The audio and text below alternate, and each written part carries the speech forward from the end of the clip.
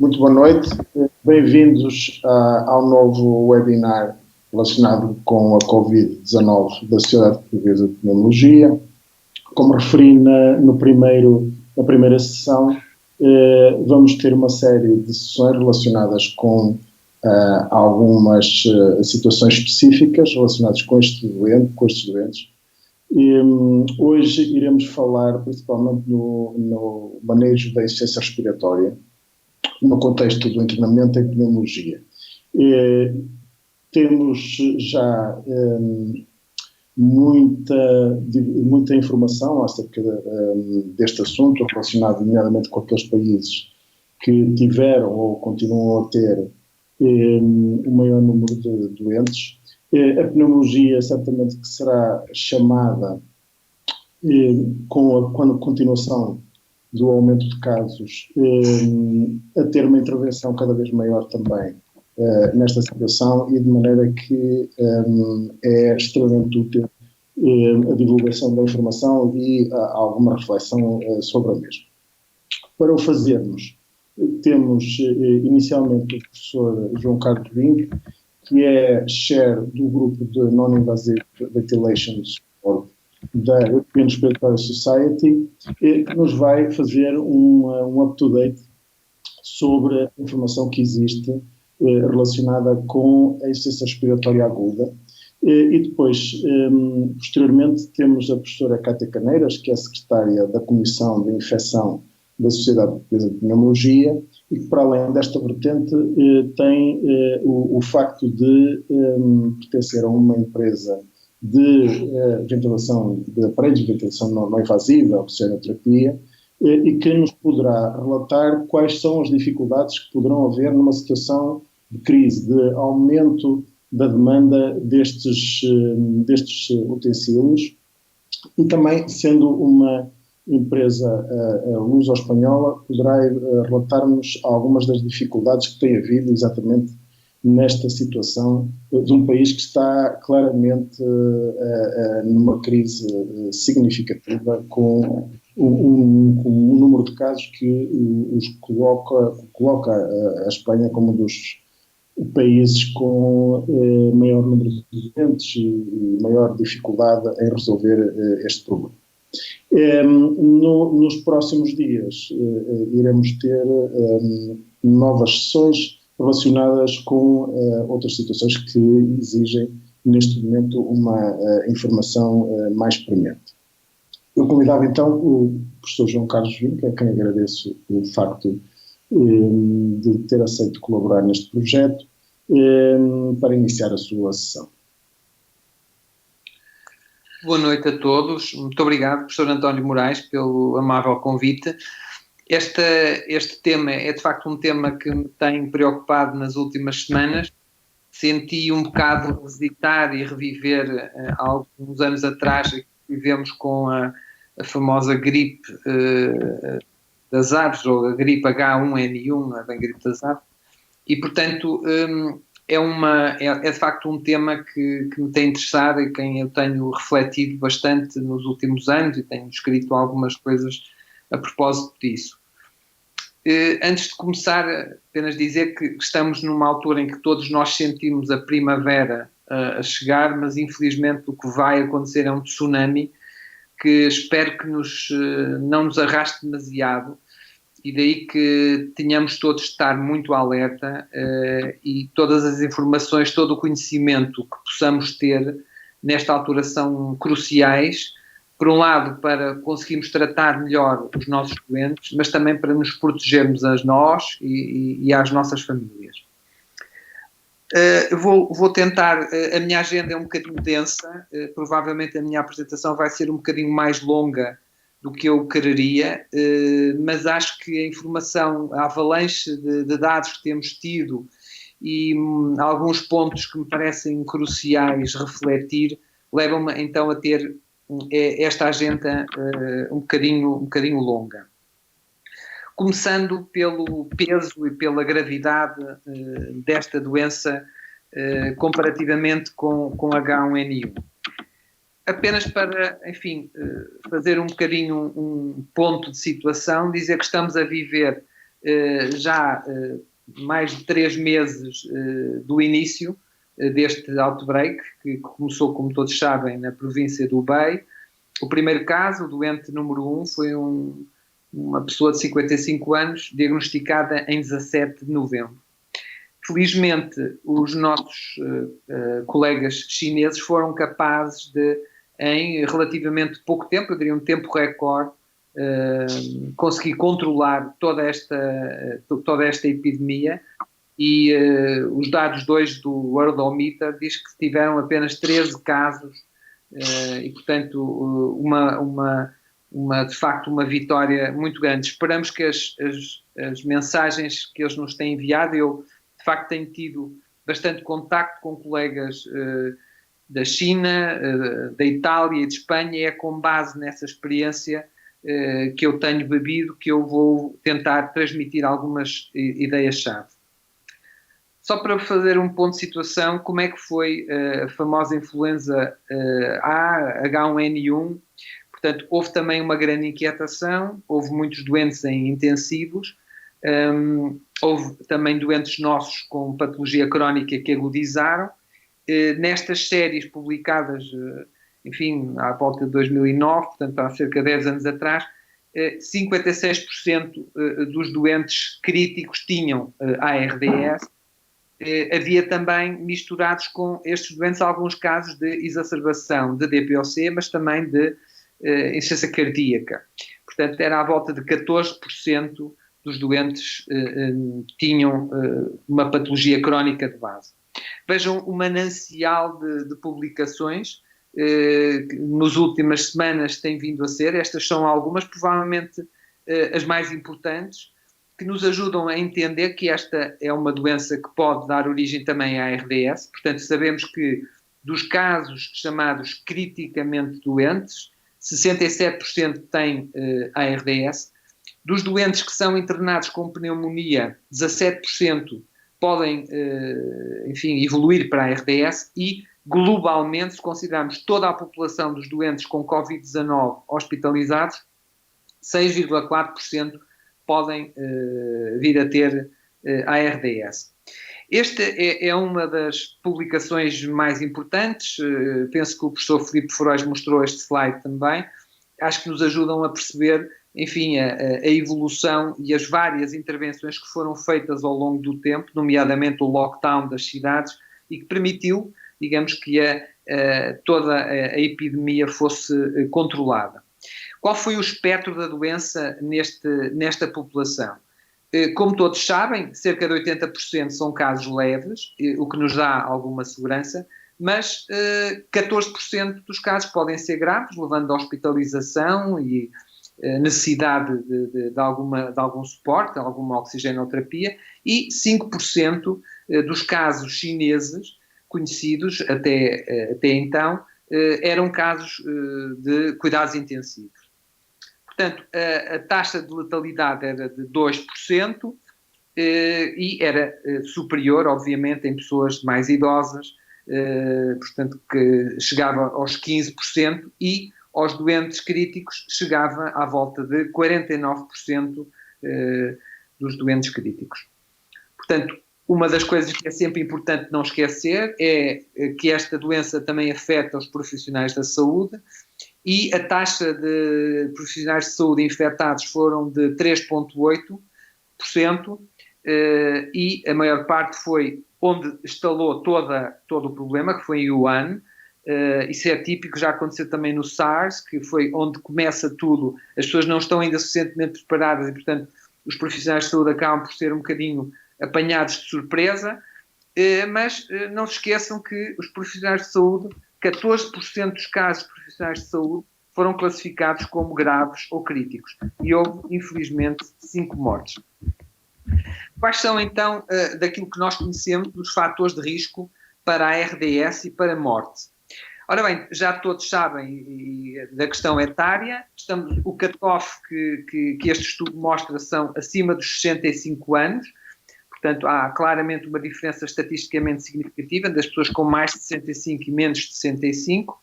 A temperatura, portanto, os doentes com uma temperatura mais elevada também sugere um pior resultado, sobretudo maior probabilidade da ARDS. Já em relação à morte já não é digamos, já não é tão clara.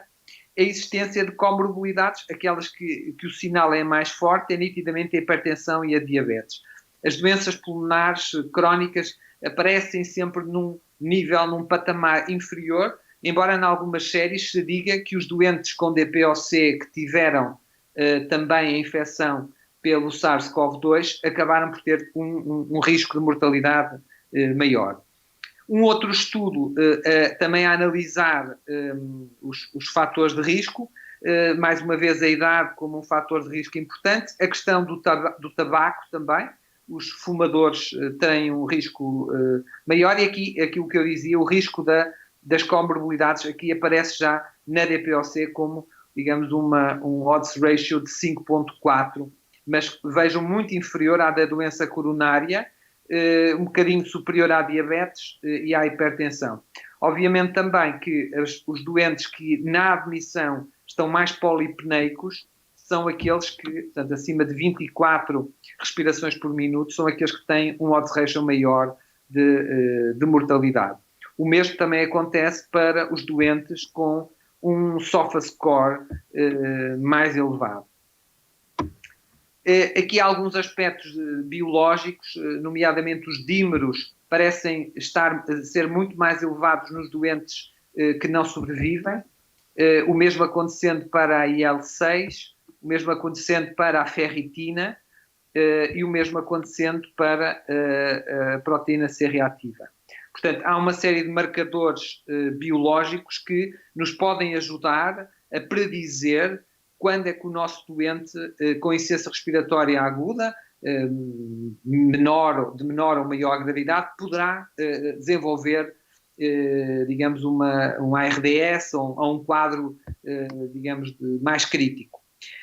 Voltando outra vez à analogia com a gripe A, com a H1N1 e a mortalidade por insuficiência respiratória aguda, das séries que foram publicadas ao longo daquela época, vejam que não são séries muito grandes, porque o problema não foi tão intenso como estamos a senti-lo agora, mas, portanto, a mortalidade oscilou entre as séries mais baixas, que foi a série da Austrália, nos 15%, para o México, foi, digamos, aquele país que começou, portanto, os primeiros casos foram poucos doentes. Depois, no Canadá, também uma mortalidade à volta dos 15%. Se nós olharmos para as séries, este slide fui eu que o fiz, com base em todas as séries publicadas, vemos que a mortalidade por doença Covid-19 de todas as séries publicadas, portanto, não ultrapassa, digamos, os 15% à volta disso, nos doentes, digamos, sem grau de gravidade. Se incluirmos aqui doentes criticamente doentes, aqui temos 60% de mortalidade, ou aqui doentes com pneumonia, temos mais de 20% de mortalidade. Portanto, há claramente aqui três tipos de populações que nós temos que estar muito atentos, que é a população, enfim, com uma insuficiência respiratória ligeira, que será, digamos, todo este grupo, doentes que são hospitalizados, mas que não têm, só precisam de oxigênio, não têm grande necessidade ventilatória, e depois temos que tem a tal mortalidade à volta dos 15%, algumas séries até de mortalidades inferiores. Esta série que tem a menor mortalidade é uma série que foi feita fora portanto, fora do ano, que é esta aqui. Portanto, os casos que foram fora do ano, curiosamente, parecem ter uma mortalidade inferior. Esta é a evolução que a maior parte dos casos tem, e parece-me que este slide está muito bem conseguido, foi retirado de um relatório que eu aconselho todos a lerem. É um relatório da missão conjunta da Organização Mundial de Saúde e da China a propósito desta doença. Houve uma série de emissários da Organização Mundial de Saúde que foram visitar a China e viram o que é que eles fizeram e reproduziram textualmente num documento que eu aconselho todos a ler. E aqui é o que se diz, de facto, que a maior parte dos casos ligeiros evolui, enfim, de forma para a recuperação, na maior parte dos casos. Há uma pequenina porção, que é este que está a vermelho, que pode eventualmente sofrer uma evolução. São estes que nós queremos tentar evitar, enfim, investindo mais rapidamente, identificando alguns critérios de gravidade.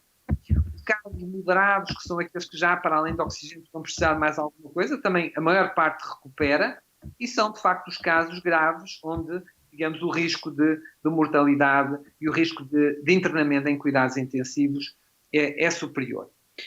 Os nossos colegas chineses propuseram alguns scores digamos, de alerta, se quiserem, para doentes com Covid-19 que poderão passar pior, e é baseado nestes parâmetros: a taxidade, a frequência respiratória, a saturação de oxigênio, a questão da questão hemodinâmica, do nível de consciência e a temperatura. E de acordo com isso, portanto, há aqui um score, e de acordo com este score há vários riscos e há, digamos, a necessidade de uma resposta clínica mais intensa ou menos intensa, não é?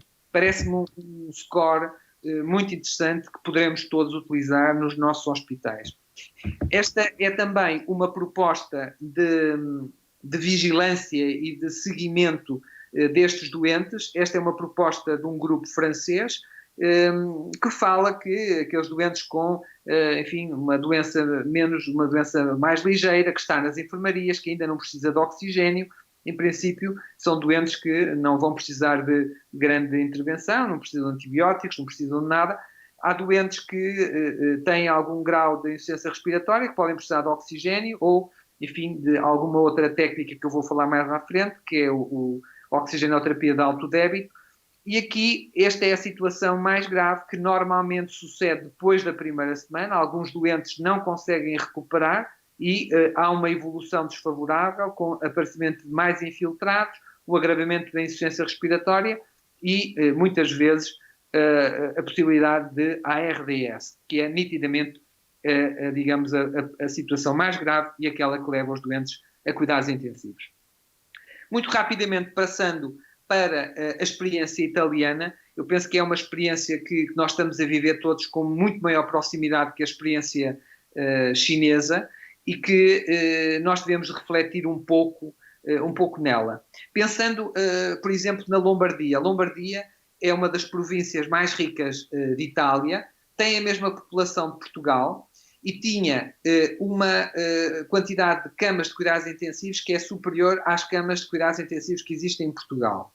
Embora nós ouvimos o secretário de Estado falar que existem 1.100 e tal ventiladores, não existem 1.100 e tal camas de cuidados intensivos. É isso que é importante saber. E só para nós percebermos quais foram as necessidades que os colegas da Lombardia tiveram que fazer, foi que, com aquela quantidade de camas que tinham inicialmente, eles tiveram que, ao fim de 10 dias, abrirem mais 200, ao fim de 18 dias, abrirem mais 282 camas. Portanto, no total, criaram 482 camas de cuidados intensivos novas e, mesmo assim, como vemos hoje em dia, têm as unidades completamente cheias. Aquilo que se verificou, sobretudo na primeira fase da epidemia na Lombardia, é que a percentagem de doentes que foram admitidos em cuidados intensivos com Covid-19 foram 16% de todos os casos. Aqui é a evolução desde o primeiro caso, que foi no início de janeiro, até à situação que todos conhecem. Tive a oportunidade de ter estes slides diretamente do Giacomo Grasselli, gentilmente isto ainda não está publicado, mas que nos mostra algo que é bastante importante, que é a percentagem de infecções em profissionais de saúde. Se bem se lembram, falei há bocadinho da percentagem na China. Vemos aqui uma percentagem que é o dobro da percentagem de doentes que foram profissionais de saúde, basicamente. Portanto, aqui é a média de idades, 64 anos, mais homens do que mulheres. E vejam, obviamente, aqui a mortalidade, portanto, a letalidade é de 19% nos doentes com mais de 90 anos e, obviamente, que a mortalidade em indivíduos com menos do que 60 anos anda à volta de 0,8%. Portanto, estamos a falar facto de uma percentagem completamente diferente. Portanto, o que nós verificamos é que há aqui a mortalidade das séries italianas que ainda não estão publicadas, são apenas os resultados que temos das comissões e daquilo que é publicado pela Proteção Civil italiana.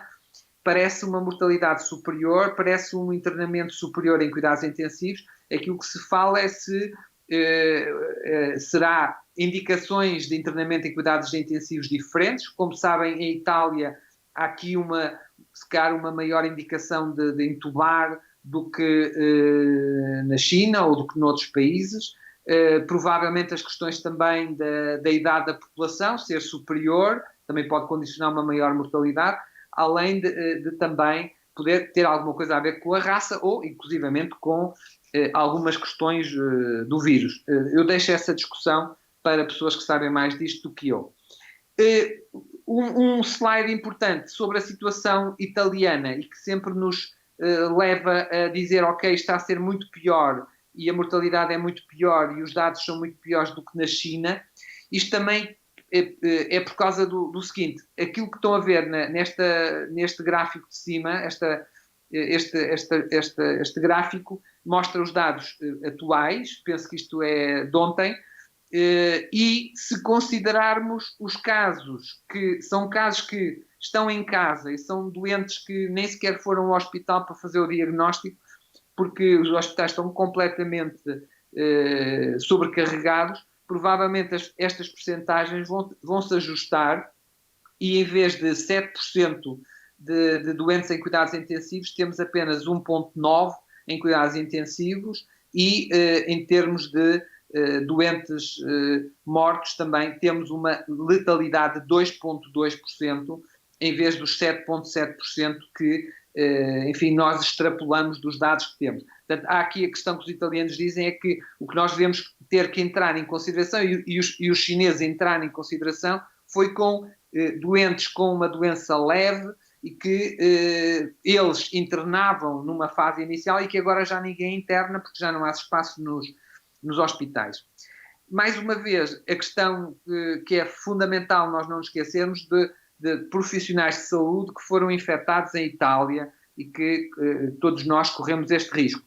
Vejam que o grande grupo aconteceu na primeira fase, na primeira semana, depois os incrementos foram muito menores, mas obviamente que acabam por se confirmar 2.600 profissionais de saúde que foram infectados. Vamos agora focar a nossa atenção, depois de reconhecermos digamos, a magnitude do problema e a gravidade do problema, vamos falar então especificamente de como é que podemos tratar estes doentes e vamos falar então da ventilação não invasiva. A ventilação não invasiva tem sido sempre discutida neste contexto da insuficiência respiratória de novo, isto é, pessoas que, enfim, têm os pulmões mais ou menos saudáveis, não têm nenhuma patologia crónica de base e que de repente têm uma pneumonia grave, pode ser bacteriana ou vírica, e então têm uma insuficiência respiratória hipoxémica. Aquilo que há uns anos foi demonstrado é que 31% destes doentes com ARDS e que não é suficientemente grave podem ser elegíveis para ventilação não invasiva e alguns deles respondem bem. Estamos a falar de facto de um grupo pequeno, 16% de doentes com boa resposta à ventilação não invasiva. E daí que as recomendações da Task Force mais recente de ventilação não invasiva na insuficiência respiratória aguda neste contexto tenha ficado um bocadinho dúbia. Portanto, estes autores, e são pessoas de referência a nível mundial, no contexto da insuficiência respiratória de uma pandemia viral, os colegas dizem nós não somos capazes de oferecer uma recomendação concreta. Apesar de haver estudos que mostram alguma eficácia, portanto, as taxas de fracasso são bastante elevadas, entre os 30% e os 33%. A grande inquietação e que nós vamos falar agora a seguir, é se esta ventilação não invasiva, pode resultar nos doentes, mas poder ser uma fonte de contágio, se não bem utilizada para os nossos profissionais. é de facto uma questão. Aquilo que estas guidelines sugerem é que, no contexto da gripe A, do H1N1, portanto, houve doentes que responderam bem, outros que não responderam mais, e, portanto, não houve estudos randomizados, como é óbvio. E, portanto, eu agora vou refletir um pouco sobre os resultados que nós temos sobre este contexto concreto de um vírus semelhante, que foi o da SARS, e que deu origem a algumas publicações, não muitas, com séries pequenas, mas que, apesar de tudo, nos permitiu dizer que houve doentes que responderam. Aqueles doentes que a frequência respiratória desceu foram aqueles que tiveram bons resultados. Isso faz parte das nossas recomendações. Ou que a sua oxigenação melhorou depois de um trial de ventilação. E é isso que nós vamos dizer. Nestas circunstâncias, estes trials de ventilação não invasiva que nós pudermos oferecer aos nossos doentes tem que ter uma janela de oportunidade, nunca superior a 2 horas, eu diria até 1 hora, porque às vezes esta situação concreta da insuficiência respiratória aguda no contexto de uma pandemia viral são situações que mudam rapidamente, há um agravamento súbito que temos que estar todos muito atentos. Há outras publicações a mostrar que esta monitorização tem que ser uma monitorização muito precisa, portanto, quando ventilamos estes doentes, nós temos que conseguir monitorizar o volume corrente, portanto, não é possível ventilar doentes com este nível de gravidade com ventiladores ditos domiciliários, é impossível, temos que utilizar ventiladores com capacidade de monitorização mais complexa possível e a capacidade também de monitorizar o FIO2, porque se trata de doentes com bastante hipoxemia. Este foi um dos trabalhos que efetivamente lançou a maior inquietação, que foram exatamente os primeiros casos tratados do SARS, também era um coronavírus, no Canadá, que deu origem digamos, a vários profissionais de saúde, neste caso enfermeiras, que foram contagiadas por este vírus, e a partir daí houve alguma dificuldade nos profissionais em olharem para a ventilação não invasiva com os mesmos olhos. Isto tem muito a ver com aquilo que eu dizia antes, quer dizer, os riscos para os profissionais de saúde são muito maiores se nós não estivermos atentos, como aconteceu em Wuhan no início, como aconteceu na SARS no início. A partir do momento em que as pessoas começaram a ter cuidados com os riscos dos aerossóis, riscos das gotículas, a fazerem alterações, quer no seu nível de proteção, quer na forma como os circuitos estavam montados, esses riscos diminuíram. E não se esqueçam que maior ainda do que o risco da ventilação não invasiva é o risco da intubação endotraqueal. E isso é algo que os nossos colegas chineses foram capazes muito bem de implementar, portanto, criaram equipas exclusivas para intubação endotraqueal rápida, que é algo que, se calhar, se nós pudermos, nos nossos hospitais também devíamos criar. Gente que só faz intubação quando o doente cracha, é importante que seja feito rápido para diminuir o risco de contágio e para que, digamos, o tratamento seja feito de uma forma mais rápida. Com base nas lições que nós aprendemos, quer do outbreak do SARS, quer do H1N1, foram escritas algumas recomendações, esta pela nossa próxima presidente da ERSE, em relação à questão do uso fundamental das medidas de proteção individual, que devem ser o mais completas possíveis, e se isso acontecer, de facto, o risco de contágio é muitíssimo menor. É o que ela diz aqui, a partir do momento em que foram implementadas, havendo um treino importante destas medidas de controle da infecção, os riscos são muito inferiores. Naquela época do H1N1, houve vários editoriais a propósito da ventilação não invasiva poder ser considerada um procedimento de alto risco. Nós próprios entramos nessa mesma controvérsia, nesse mesmo debate, produzindo depois um artigo que eu vou falar um bocadinho mais à frente. Em relação à eficácia desta ventilação não invasiva na altura na H1N1, nós tivemos casos em que os resultados foram de 14%, e aquilo que era importante saber é que, neste momento, depois da primeira onda de ventilação feita no México, a partir do momento em que começaram a entrar outras equipas mais treinadas, não houve nenhuma transmissão do H1N1 a profissionais de saúde devido à VNI.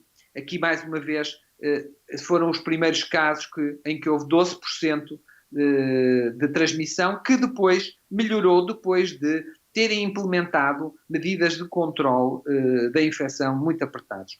Aqui um exemplo de um caso de uma pneumonia por H1N1, cujo aspecto não é muito diferente destes aspectos que temos visto das pneumonias de Covid-19, num caso de uma senhora grávida que, com ventilação não invasiva, com FeIO2 de 100%, foi possível reverter esta situação.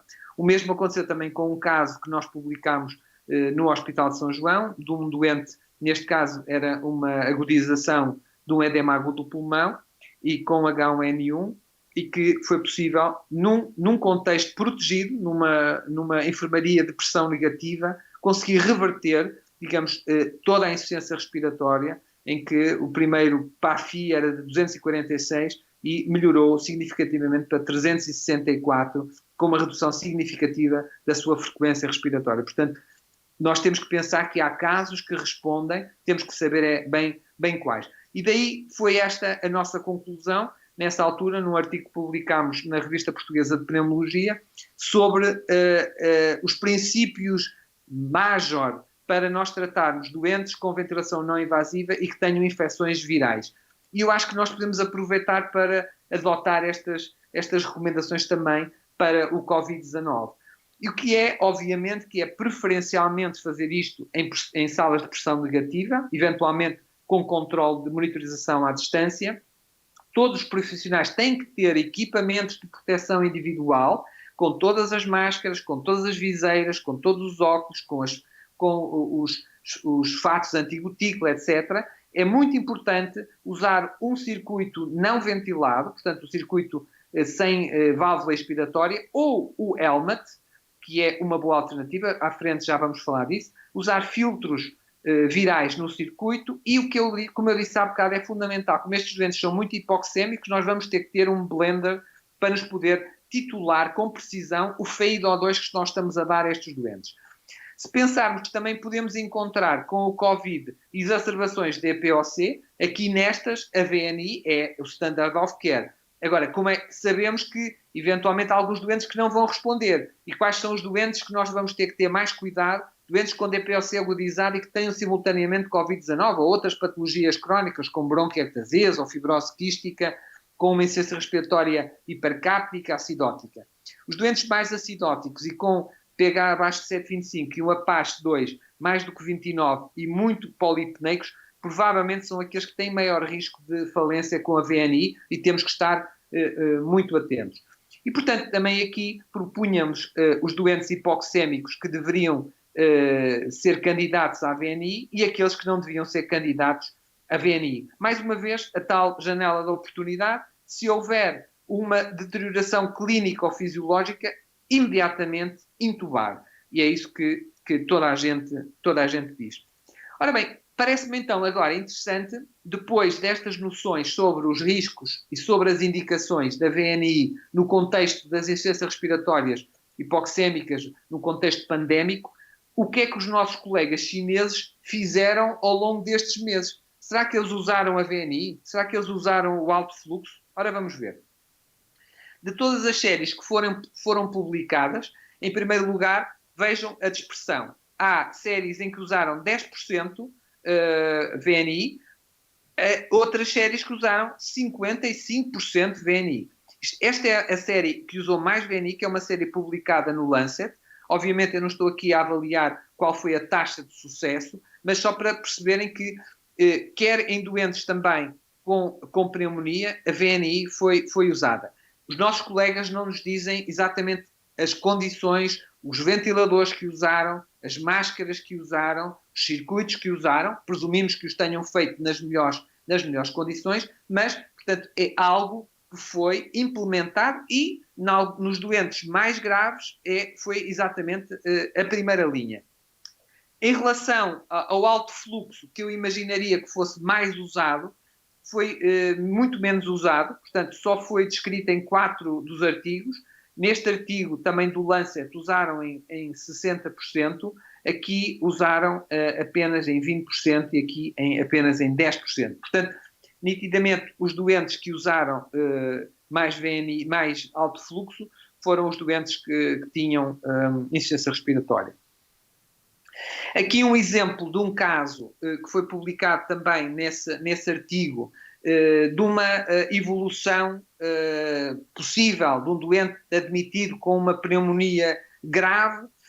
Portanto, o doente foi admitido aqui, ainda estava a trabalhar, estava com tosse, com arrepios, recorreu a uma das consultas de febre, que foi algo que eles implementaram de forma em todo o país. Portanto, havia pequenos locais que eles chamavam Fever Clinic, onde as pessoas podiam recorrer se tivessem febre, se tivessem outros sintomas. Então, ele aí, quando foi à clínica, essa Fever Clinic, tinha 39 de febre, e no dia em que foi hospitalizado, a febre já tinha 37,4. Lembram-se que 39 era sempre um sinal de progressão mais fácil para a RDS. E foi isso que aconteceu. O doente começou a apresentar dispneia, foi admitido em cuidados intensivos, contudo, como diz aqui de lado, ele recusou sistematicamente a ventilação e foi-lhe proposta alto fluxo, que ele fez com FeIO2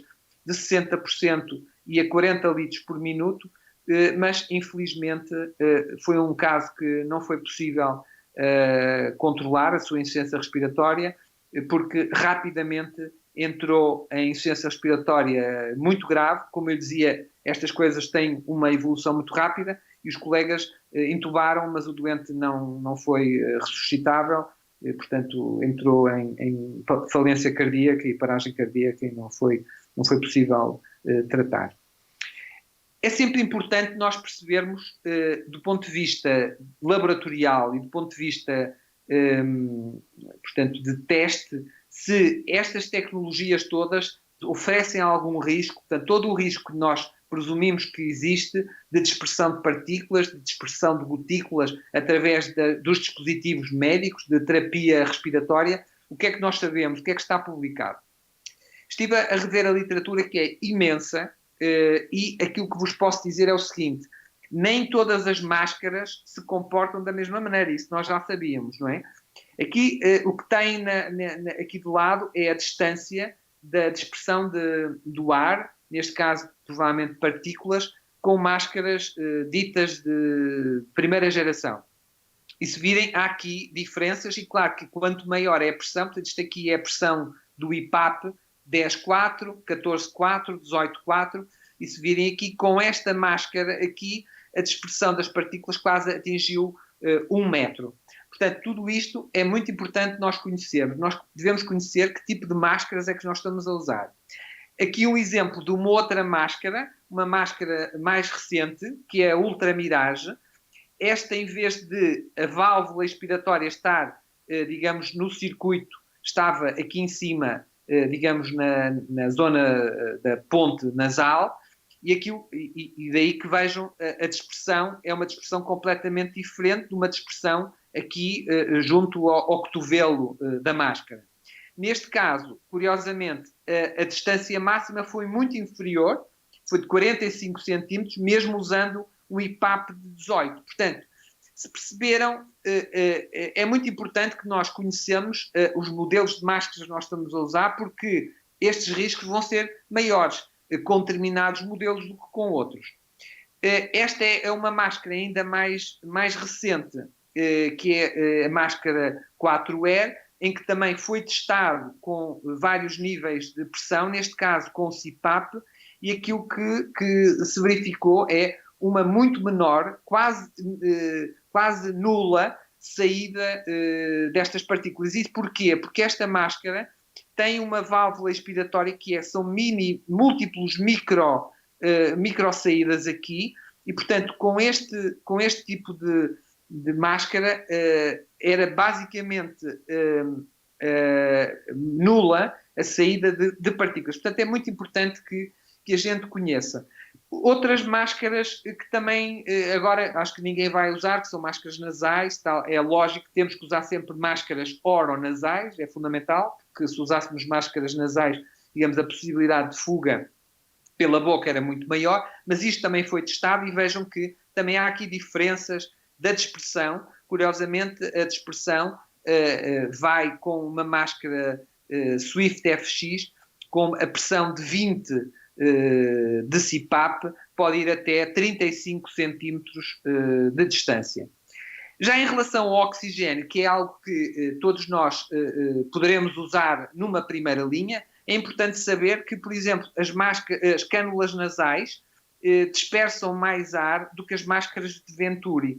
Portanto, foi testada uma cânula nasal com 1 litro, 3,5 e verificou-se que com 5 litros de débito por uma cânula nasal podemos ter uma dispersão a 40 centímetros de distância. Já com as máscaras de Venturi, curiosamente, utilizando 40% de FiO2, a dispersão é menor do que com 24% de FiO2, que não deixa de ser curioso. Com as máscaras ditas de reservatório, tanto de rebreathing, as chamadas máscaras de Hudson, a 6, 8, 10 e 12, curiosamente, digamos, a dispersão é muito menor do que com as cânulas nasais e com as máscaras de Venturi. Aquilo que toda a gente precisava de conhecer era, de facto, em relação ao oxigênio de alto fluxo por cânulas nasais, portanto, chamado HFNC, portanto, alto fluxo, High Flow Nasal Cannula Oxygen. Portanto, aquilo que foi testado neste estudo, mais uma vez, é um estudo de banco, é com um manequim, não é com pessoas, mas permitiu saber que, por exemplo, em condições normais, portanto, vamos supor uma pessoa sem patologia, a dispersão aumenta, obviamente, de acordo com os débitos. Portanto, se nós usarmos débitos de 60 litros, podemos atingir distâncias acima de 150 milímetros. Se tratar de um doente com uma patologia por Covid ligeira, a dispersão é muito menor. Agora, o que eles chamaram a atenção, e isto é muito importante, é que pode haver aqui uma saída lateral, devido a se esta conexão não estiver muito bem feita, portanto, as cânulas nasais têm uma certa distância entre as narinas e a tubuladura, portanto, necessariamente, se houver aqui um pequeno desajuste, pode haver aqui uma fuga lateral, que é o que se vê aqui nesta imagem. Por último, uma análise muito importante feita em relação a outra alternativa de interface, que são os chamados helmets, são os capacetes, e se virem aqui, este modelo de helmet foi exatamente o único que não teve qualquer saída de dispersão do ar e, portanto, parece ser nitidamente a interface que nos dá uma maior segurança. Este é um modelo, aqui do lado esquerdo, é um modelo americano, que nós não temos cá em Portugal, mas como veem, não tinha aqui uma almofada para encher, que tem esta almofada aqui amarela, para encher junto ao pescoço, e, portanto, não tinha uma boa conexão, portanto, saía ar aqui lateralmente.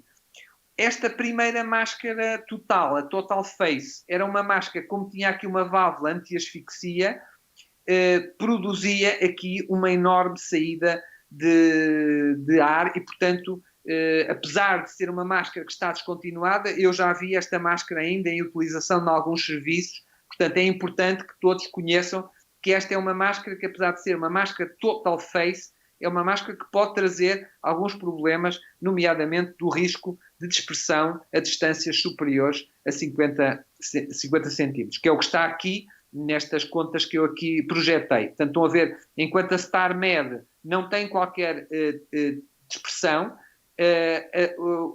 este helmet americano tinha, mas a Total Face tem uma dispersão, por exemplo, a 20 de IPAP e 4 de EPAP, que vai quase a 1 metro de distância. Portanto, é preciso ter cuidado com estas máscaras.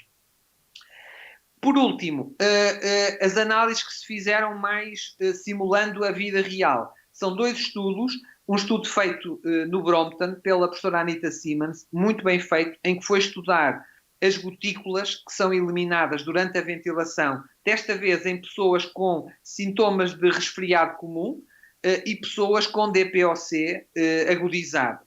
E o que é que se verificou? Verificou-se que quando se fez uma modificação no circuito, que eu já vou à frente mostrar, houve uma redução significativa da quantidade de gotículas de maior dimensão, nomeadamente acima de 10 micra, e que essas gotículas foram diminuídas significativamente. E é o que vem aqui neste gráfico. Portanto, isto aqui são os vários tipos de gotículas, os vários tamanhos, não é?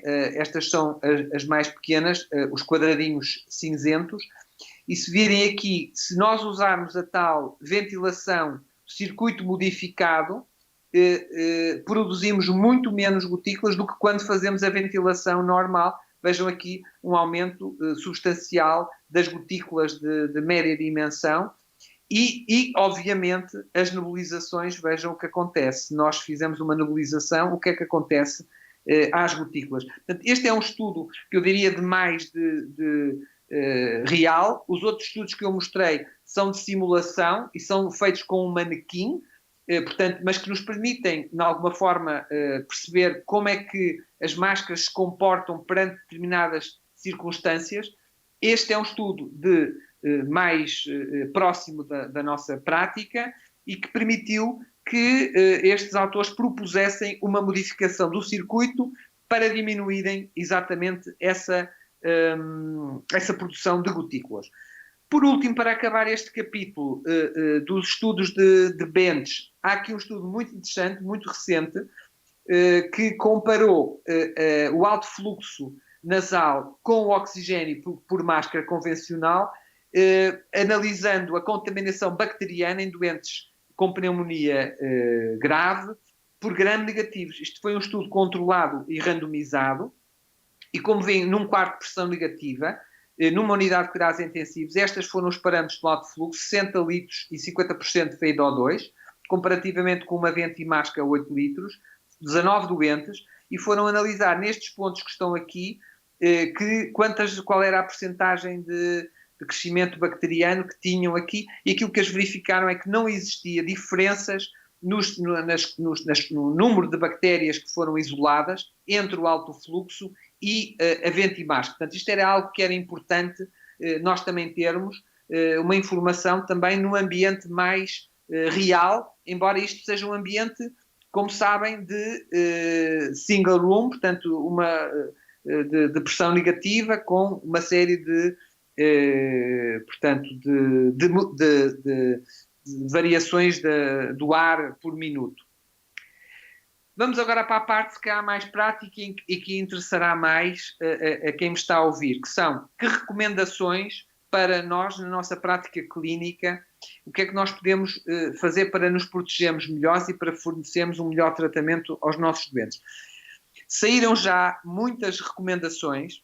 Esta primeira é a recomendação do grupo de pneumologistas franceses. Obviamente que eu não vou falar disto em pormenor, mas vou mostrar as imagens, que é o que é mais importante. Portanto, o que é que nós temos que fazer se usarmos um circuito único com válvula ativa? Aquilo que temos que fazer é pôr aqui um filtro para que a válvula expiratória não continue a libertar, digamos, vírus ou micro-organismos. E usar, obviamente, como está aqui, uma máscara cega. Como é que se distingue a máscara cega? É por este cotovelo azul. Portanto, aqui temos um ventilador que tem à saída um filtro bacteriológico, amarelo, e tem aqui um filtro bacteriológico também à saída da válvula expiratória. Num outro contexto, que é o contexto, digamos, ideal, se quiserem, que é utilizar ventiladores que proporcionam duplo circuito, portanto, um circuito inspiratório e um ramo expiratório. O que nós devemos fazer é utilizar na mesma uma válvula cega. Como vem aqui, não há nenhuma válvula expiratória, uma máscara cega, não utilizamos nenhuma válvula expiratória, e temos aqui dois filtros bacteriológicos na entrada do ventilador. Aqui a opção, se nós não tivermos máscaras cegas, também podemos reaproveitar as máscaras que nós temos, que é o que os nossos colegas estão aqui a propor, que é utilizando na mesma um cotovelo azul e tapando, digamos, como sabem, algumas máscaras têm válvula expiratória, digamos, na parte superior, na parte do dorso do nariz, e, portanto, é apenas modificar, o que os colegas dizem, é fechar esta fuga com cola ou com silicone. Isto poderá ser sempre um plano B quando nos acabarem as máscaras cegas não ventiladas. Uma coisa que estes autores frisam bastante e que eu não sei se nós em Portugal teremos estas máscaras, precisem de oxigenoterapia, deveriam usar uma máscara com este filtro que vem aqui. Eu não conheço o modelo, colegas e os profissionais que trabalham em cuidados respiratórios domiciliares conhecem este modelo, mas é um modelo que os franceses propõem no caso de precisarmos de fazer oxigenoterapia. A outra alternativa que há pessoas que defendem é a utilização, se usarmos cânulas, é usar, como eu disse, as máscaras de Venturi têm menos dispersão de partículas do que as cânulas nasais. Se usarem uma cânula nasal, colocar uma máscara cirúrgica por cima. Aqui é exatamente o setup que a professora Anita Siemens propôs depois do estudo que ela fez da vida real com as gotículas, e é exatamente a mesma coisa. Aqui, reparem que tem aqui mais algum grau de improvisação, tem aqui uma peça aqui em T, que liga a um filtro bacteriológico, tem aqui até a referência, é da Intersurgical 1944, e depois há aqui um conector, depois há uma válvula expiratória, depois há aqui uma tampa, não é? Portanto, nós não sabemos até que ponto é que estas modificações poderão também causar alguma redução dos parâmetros ou alguma diminuição da eficácia, porque aumenta o espaço morto, aumenta-se cá alguma resistência, não sabemos. E, portanto, é importante que todos que utilizemos este tipo de modificações dos circuitos podermos ter uma noção como é que os parâmetros vão ficar. Muito recentemente foi disponibilizado este novo circuito descartável que já tem a estrutura toda montada, portanto não é preciso andarmos a fazer ligações e adaptações e corta e cose, mas sim é um circuito que já tem a válvula expiratória com o filtro incorporado. Parece-me que é uma ótima solução e penso que já está disponível em Portugal. O que é que os nossos colegas italianos nos recomendam para além destas modificações? Qual é o fluxograma que eles recomendam? Ora bem, este fluxograma, eu obviamente também não vou agora, se calhar, analisá-lo com pormenor. Vou falar desta triagem que eles fazem, que é uma triagem que me parece muito, muito boa e muito pragmática. Tivemos um doente que nos chega com umas boas saturações acima de 94 e não polipneico, apesar de ter o Covid-19, tratar este doente em casa. O doente que tem umas saturações mais baixas e que, apesar de polipneico, responde bem à oxigenoterapia, ora bem, este é um doente que podemos tratar na enfermaria geral. Não vamos discutir se é em quartos de pressão negativa, na pneumologia, se é na unidade de cuidados intermédios, sem pressão negativa. É, de facto, tem que ser onde houver lugar. E os colegas de Itália tiveram que recorrer a todas as especialidades médicas, não só médicas, como também cirúrgicas, nomeadamente otorrino e ortopedia. Os doentes que ficam na pneumologia, nos cuidados intermédios, em enfermarias, digamos, com maior grau de expertise, são os doentes considerados laranja, que são doentes que não respondem muito bem a oxigênio e que precisam de CPAP ou ventilação não invasiva com altos débitos. Portanto, estes serão provavelmente o grupo laranja é o grupo que poderá ficar ao cargo dos pneumologistas, porque obviamente ninguém tem dúvidas de que os doentes que não respondem ao oxigênio, não respondem ao CPAP ao fim de uma hora, que têm uns rácios de PaO2, FeO2 abaixo dos 200, estes doentes precisam de intubação imediata e de serem tratados nos cuidados intensivos. No caso dos italianos, aquilo que eles propõem como primeira opção é o CPAP. Não ventilação não invasiva, mas CPAP. E o CPAP pode ir, o normal é 10, 12 centímetros de água, mas podem até aumentar até aos 20. Eu tive vários colegas que me contaram que tiveram doentes a fazerem CPAPs de 18 centímetros de água e tudo. E o que é o ideal é usar o helmet. Agora, nós sabemos que em Portugal nós temos muito pouco helmet e agora já não vai vir mais helmets para Portugal, porque os italianos ficaram com todos, se calhar consumiram os estoques todos. Portanto, nós vamos ter que usar uma máscara de CPAP, como de acordo com o circuito que eu vos expliquei anteriormente. Máscara cega, com uma válvula expiratória, com um filtro a seguir.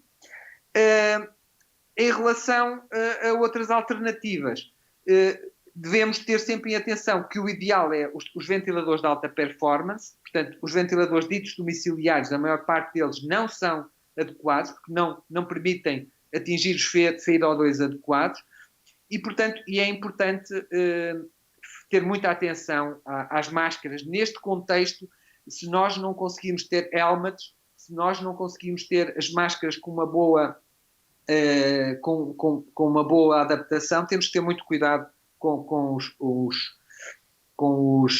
as fugas.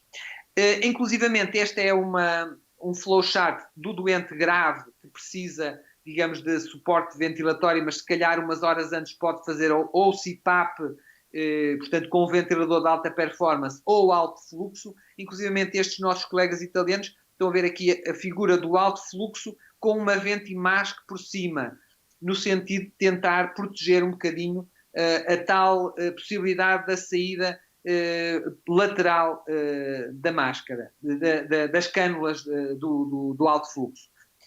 Um consenso espanhol acabado também de sair, o que é que nos diz sobre os doentes com insuficiência respiratória hipoxémica de novo?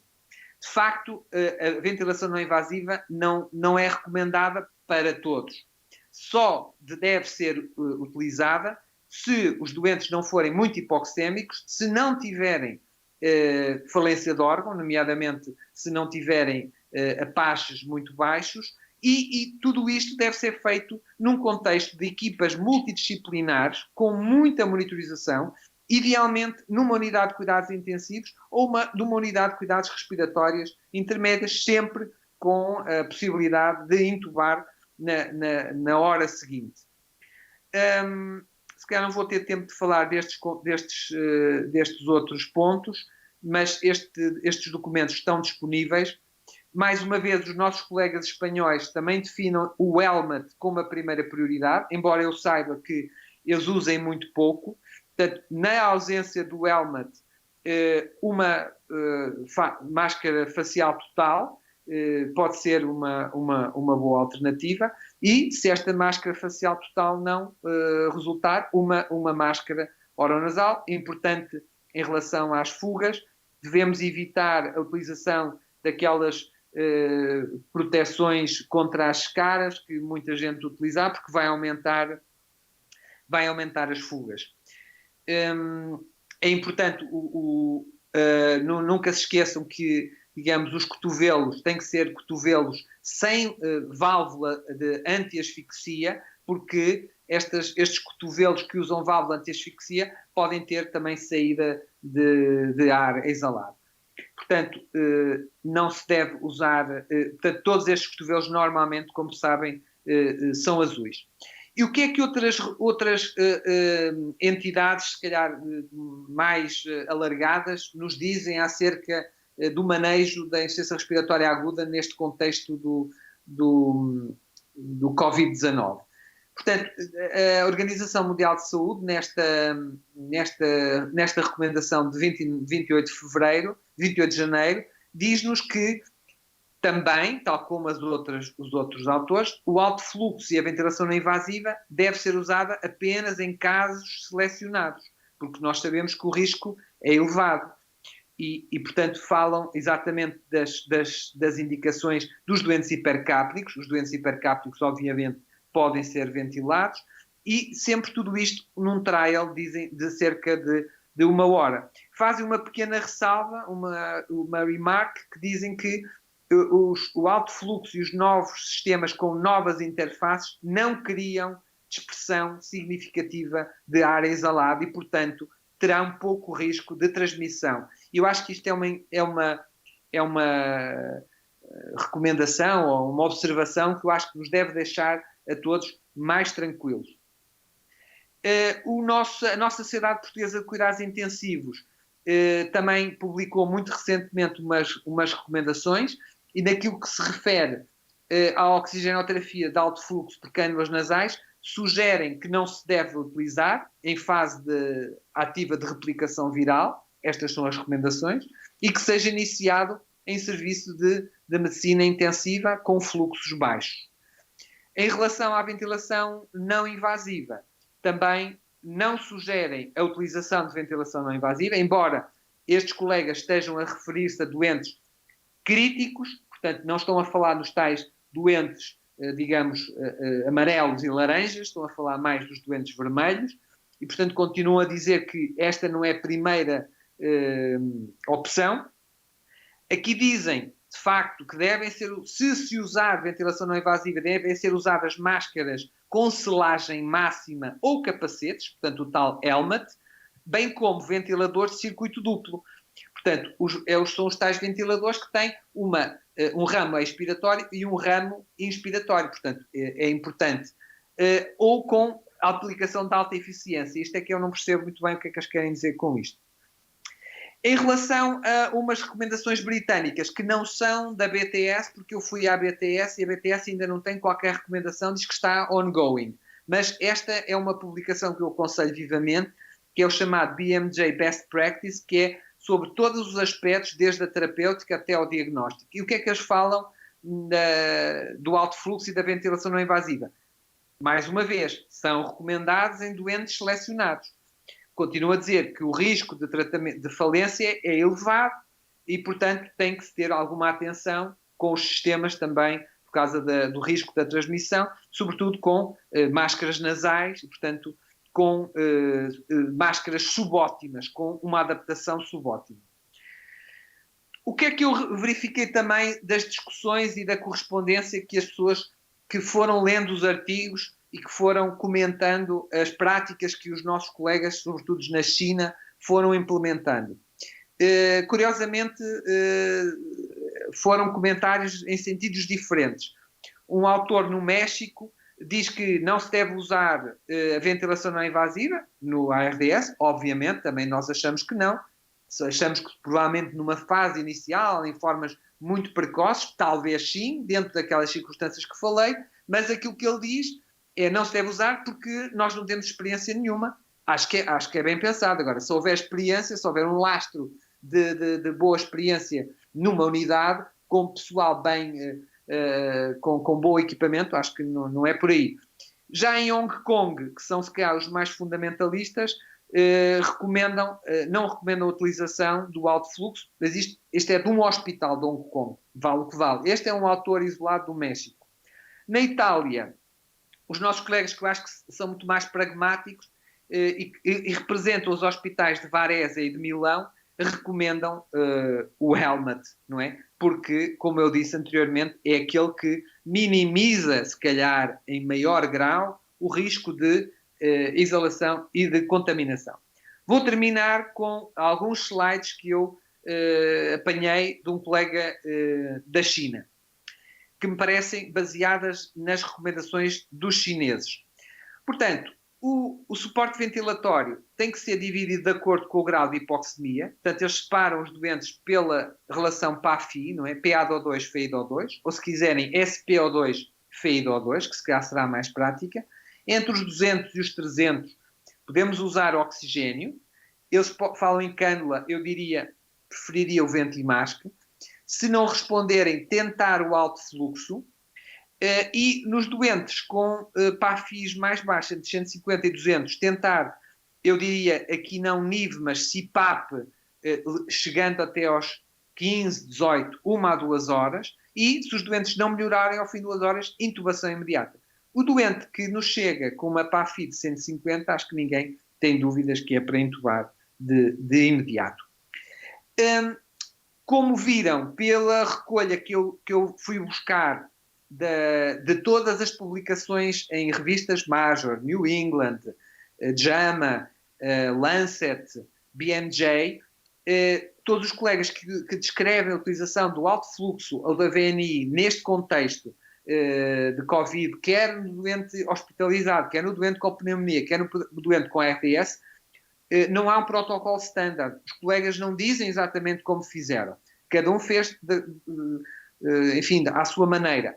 Aquilo que estes colegas, sobretudo de Shenzhen, fizeram foi optaram pelo alto fluxo. Provavelmente por uma questão de facilidade, de ser mais fácil de titular, digamos assim, o interface ser menos claustrofóbico, não sei qual foi a opção. Se não responderem com alto fluxo, mudam rapidamente para o nível. Se tiver, a maior parte dos casos tiveram pouca resposta, não é? Portanto, eu diria que em Itália o que se está a fazer é fazer o CPAP em primeira linha, CPAP com um ventilador de alta performance, com FeO2 altos, atenção, não é CPAP convencional, é um CPAP com ventilador de alta performance, idealmente com o helmet. Aquilo que eles disseram foi que, portanto, alguns doentes que não toleravam bem o NIV e, portanto, tiveram que rapidamente entubar. Aqui eles próprios tiveram grande atenção na prevenção da transmissão e, como eu lhes disse, lá em Shenzhen, que é de onde eu conheço este colega, não tiveram transmissão com a ventilação não invasiva, apesar de terem feito técnicas agressivas, como broncoscopia, como veem aqui, sempre com os cuidados necessários. Estão a ver aqui as válvulas, portanto, os cotovelos cegos e a válvula expiratória. Portanto, vou terminar. Penso que a minha apresentação já está um bocadinho longa, mas era necessário para resumir tanta informação, para vos proporcionar toda a evidência, de facto teve de ser assim longa. Eu penso que no próximo webinar vamos ter o professor Ambrosino que nos vai falar exatamente disto, que é o que é que nós podemos esperar pelo futuro, qual vai ser o dia seguinte. E eu acho que o dia seguinte é uma incógnita, eu sei. Os italianos, se calhar, estão mais próximos do dia seguinte do que nós. Aquilo que eu sei é que nós temos de ser um bocadinho como este grande surfista português que vai à frente de um tsunami e que consegue, com sua prancha made in Portugal, conseguir vencer esta grande onda. E é assim que nós vamos conseguir. Obrigado pela vossa atenção. Boa noite. Agradecer também o convite da Sociedade Portuguesa de Teologia para estar a tratar connosco este tema. Agradecer também a excelente apresentação do professor Vinck, que antecedeu esta apresentação. A minha apresentação vai se dirigir muito mais às pessoas com doença respiratória crónica, porque entendo que nesta fase, e tendo acabado de ser declarado o estado de emergência, também vai haver muita preocupação por parte das pessoas com doença, bem como de médicos de medicina geral e familiar ou outros profissionais, bem como cuidadores ou família que os acompanham.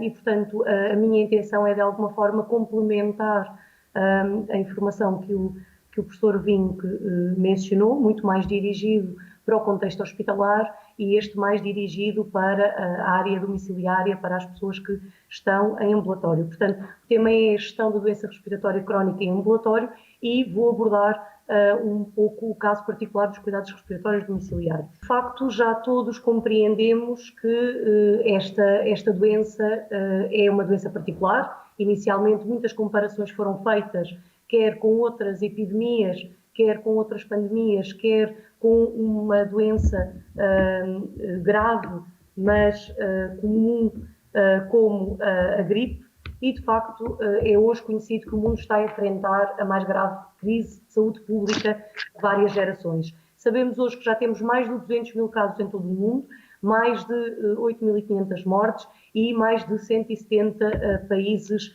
afetados. Importa, para aqueles que nos estão a ver, recordar que, de facto, Covid-19 é a doença que é causada por este coronavírus, que se transmite através da inalação das gotículas de pessoas infectadas, quando tossem, espirram ou tocam em superfícies contaminadas, e que os principais sintomas são tosse, febre, dificuldade em respirar, dor muscular e cansaço. Como o professor Vinho também já elencou, é uma doença para a qual não há medicamentos específicos, embora vários estejam a ser utilizados no tratamento das pessoas com esta doença. Não há vacinas, embora mais de 20 vacinas estejam em desenvolvimento e se acredita que muito rapidamente possam existir algumas vacinas disponíveis, embora aqui o muito rapidamente esteja de alguma forma em contrarrelógio com aquilo que seja a velocidade de transmissão desta doença. Como também já foi mencionado, a grande maioria das pessoas infectadas apresenta casos leves, 14% casos severos e apenas 5% apresenta uma evolução de maior criticidade associada à doença. Também já foi mencionado pelo professor Vinho que a questão dos grupos de risco. Sabe-se que este vírus tem uma especial apetência por adultos de maior idade, portanto por uma população mais idosa e por pessoas que têm condições médicas crónicas graves, como doenças cardíacas e diabetes, particularmente doenças cardíacas e diabetes e numa menor percentagem doenças pulmonares também.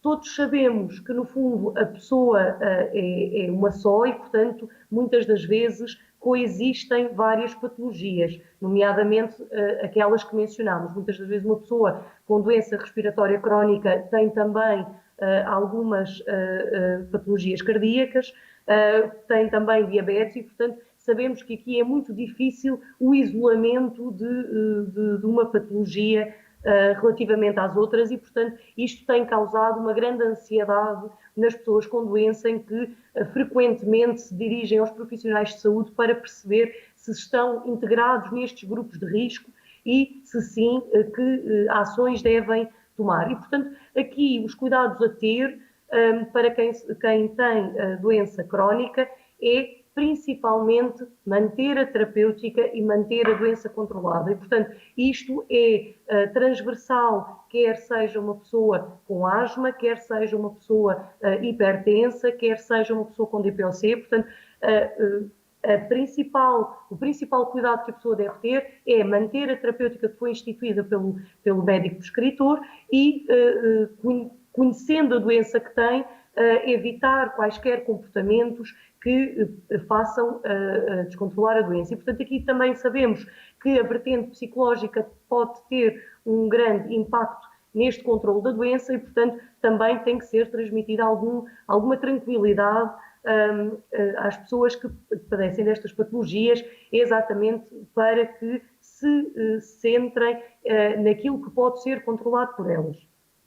Um outro cuidado que deve sempre estar na mente de quem tem doenças crónicas é a questão da vacinação e, portanto, a Sociedade Portuguesa de Pneumologia muito tem abordado esta temática, nomeadamente quer com as vacinas da gripe, quer com a vacina pneumocócica. É verdade que nenhuma destas vacinas previne a Covid-19 e, portanto, isto tem sido reiteradamente mencionado, mas a Organização Mundial da Saúde também tem dito que o ter as vacinas em dia e ter, quando se é um grupo de risco, fazer a vacina da gripe e fazer a vacina pneumocócica pode evitar que haja uma co-infecção e, portanto, evitar que haja uma progressão da doença. E, portanto, se isto era verdade até aqui, obviamente que dever-nos-á fazer refletir sobre as taxas de vacinação que temos em Portugal, quer da gripe, quer da vacina pneumocócica, porque sabemos que são ainda muito reduzidas, em especial em pessoas com doença e, no caso da vacina da gripe, em profissionais de saúde também. Portanto, para além disto, que mais se pode fazer? Tem sido reiteradamente repetido as recomendações para a população em geral, mas que devem ser ainda de forma mais rigorosamente seguidas pela população que tem doença respiratória crónica, ou que tem doenças crónicas, entre as quais as respiratórias. Portanto, é evitar aglomerações, especialmente em lugares fechados, ter os cuidados de lavar frequentemente as mãos. Caso não haja água e sabão, usar um desinfetante à base de álcool, evitar tocar nos olhos, nariz e boca com as mãos não lavadas, isto sabemos que é uma das medidas mais difíceis de implementar, evitar o contacto próximo com as pessoas doentes, ficar em casa quando estiver doente e limpar e desinfetar objetos e superfícies tocados com frequência. Sabemos que quando há superfícies contaminadas, o vírus pode persistir durante várias horas. Este número de horas que o vírus persiste é variável de acordo com a tipologia de superfície, mas a boa notícia é que este vírus é eliminado com solução alcoólica a 70%. Dizer também à população, porque tem frequentemente surgido esta questão e esta confusão, que se sugere a utilização de álcool a 70% e não álcool a 96% ou 99%. Não é pelo álcool ser mais concentrado que é mais eficaz. Álcool a 70% é aquele que deve ser utilizado, ou caso não se tenha, por exemplo, lexívia. O álcool a 96% não é eficaz nesta descontaminação. Depois, partilhar convosco como é que o Centro Europeu de Prevenção e Controlo de Doenças estratificou o risco associado ao Covid-19. Portanto, o ECDC estratificou os cenários possíveis em 4 cenários. O cenário 0 era a inexistência de casos no país. Portugal esteve durante muito tempo neste cenário e, portanto, este atraso de aparecimento de novos casos face a outros países da Europa fez-nos ganhar tempo e permitiu-nos absorver um conhecimento relativo ao que tem vindo a ocorrer noutros países, como o professor Vinco muito bem mencionou, e, portanto, estamos a aprender não só com o que aconteceu na China, mas principalmente com o que tem vindo a acontecer em Itália, França, Alemanha e Espanha, peço desculpa, porque aprendemos com o que correu bem e também com o que correu mal. O cenário 1 descreve múltiplas introduções, ou seja, múltiplas situações que podem advir de introdução de outros países e transmissão local no país. O cenário 2, por sua vez, já pressupõe um aumento generalizado de casos, uma maior dispersão e mais de 2 gerações de casos, ou seja, significa que uma pessoa transmite a outra, essa outra a uma segunda e assim sucessivamente. E, portanto, neste momento, Portugal está no cenário 2, já numa transição para o cenário 3.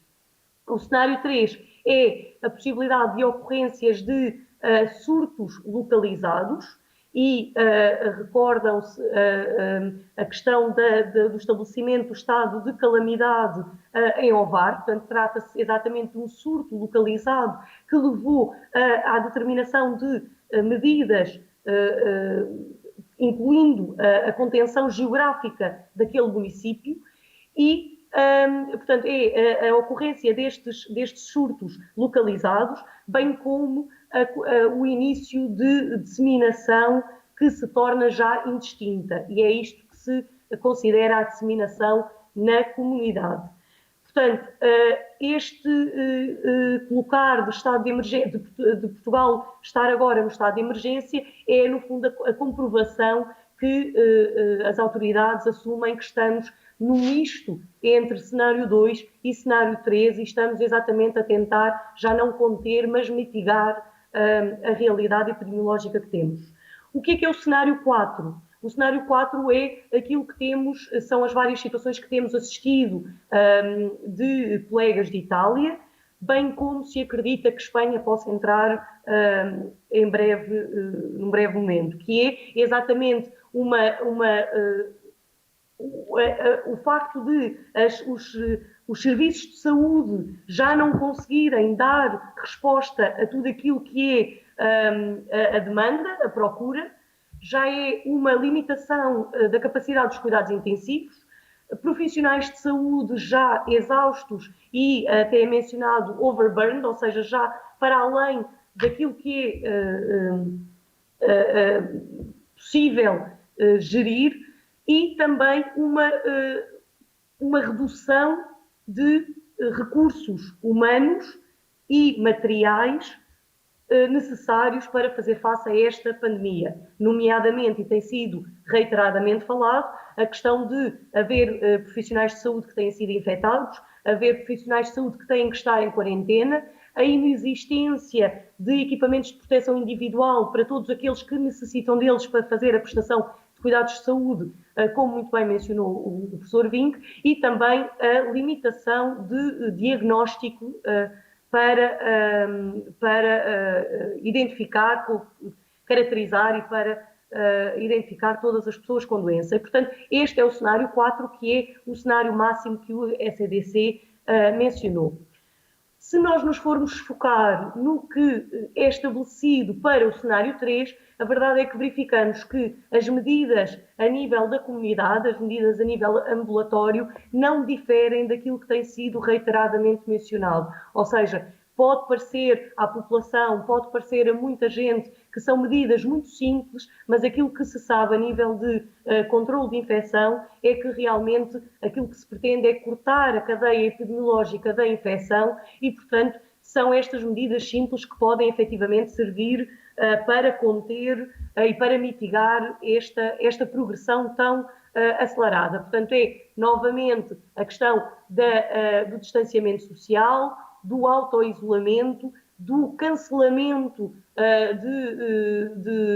de eventos de massa ou de um aglomerado de população.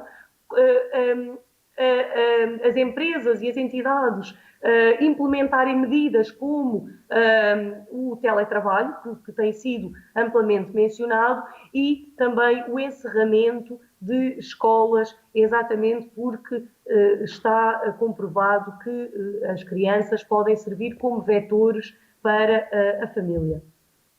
Esta curva tem sido também amplamente mencionada, porque realmente aquilo que nós queremos, e isto é extremamente importante, porque o que distingue este vírus de outros vírus conhecidos até aqui é realmente a grande disseminação, a grande capacidade de transmissão, e isso leva a um afluxo num curto espaço de tempo de pessoas às unidades de saúde que, no fundo, faz com que o sistema de saúde não consiga dar resposta àqueles 5% de casos críticos que foram mencionados antes. E, portanto, se nada fizermos, temos a curva a cor-de-rosa, portanto, sem intervenção, um grande afluxo que claramente ultrapassa as capacidades dos sistemas de saúde, e aquilo que se pretende é, de alguma forma, espaçar no tempo toda esta afluência e reduzir o número de casos abaixo daquilo que é o sistema de saúde.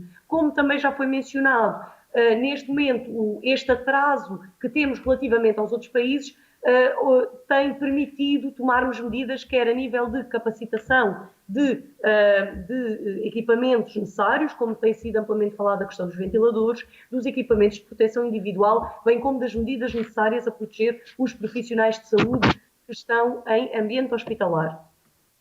Isto é um estudo que mostra a eficiência das várias estratégias de mitigação. E, portanto, verificam que a linha preta, como tinha mencionado há pouco, é uma epidemia não mitigada, que nada fazemos. A linha verde é se apenas encerrássemos escolas e universidades. A linha laranja é se apenas isolássemos casos. A linha amarela, o isolamento dos casos e a quarentena de famílias, e a linha azul é, efetivamente, o conjunto de todas estas medidas, que é aquilo que está comprovado ter uma maior eficiência na redução dos casos, e é, neste momento, aquilo que Portugal implementa, ainda com um número de casos inferior aos 1000, quando, por exemplo, em Espanha, estas medidas foram tomadas quando já eram conhecidos mais de 2500 casos. E, portanto, todos esperamos que a implementação do conjunto destas medidas sirva efetivamente para reduzir o número de casos que o país pode enfrentar, não obstante aquilo que também já foi mencionado, que é sermos um país com poucas camas de cuidados intensivos. E, portanto, a linha azul mostra-nos que as estratégias de mitigação mais eficazes são exatamente o conjunto de medidas de isolamento de casos, de quarentena domiciliária e distanciamento social das pessoas com mais de 70 anos e, evidentemente, das pessoas com risco. E, portanto, este estado, o se ter declarado este estado de emergência, de alguma forma faz com que este tomar de medidas já não seja voluntário e seja obrigatório, porque efetivamente há um bem comum que é a saúde pública que tem que ser salvaguarda, de forma a salvaguardarmos também que todos continuam a ter a prestação de cuidados de saúde que precisam. E como também já foi mencionado no último webinar, não deixa de haver necessidade de atender a outras patologias e a outras situações para além do Covid-19 e, portanto, tudo isso é extremamente crítico. É conhecido também a progressão da doença e, portanto, aqui aquilo que é muito importante é as pessoas assumirem que sim, cada vez é mais provável que uma grande parte da população venha a estar infectada com o vírus que causa a doença e que, portanto, venha a ter os sintomas, mas que ainda assim deve permanecer no seu domicílio, desde que não tenha um agravamento de insuficiência respiratória ou não tenha a sensação de falta de ar. E, portanto, este tem que ser a mensagem que tem que ser transmitida a toda a população, que é, mesmo podendo ter sintomas, deve permanecer em casa, deve tomar paracetamol para mitigar estes sintomas e apenas se houver um agravamento da insuficiência respiratória ou o aparecimento de falta de ar, deve ligar para a linha do SNS 24 para dar essa menção e assim evitar uma afluência não necessária aos serviços de saúde. Quem me conhece sabe que eu sempre tentei separar muito bem este meu conhecimento da área da infecciologia, deste meu trabalho a nível da microbiologia, da questão dos cuidados respiratórios domiciliários. No entanto, creio que aqui valores mais elevados se devem sobrepor, que é exatamente o dar tranquilidade a todos aqueles que nos ouvem e também transmitir o que é que tem estado a ser feito nesta área de ambulatório. No fundo, como todos sabem, os cuidados respiratórios domiciliários são prestação de serviços de saúde.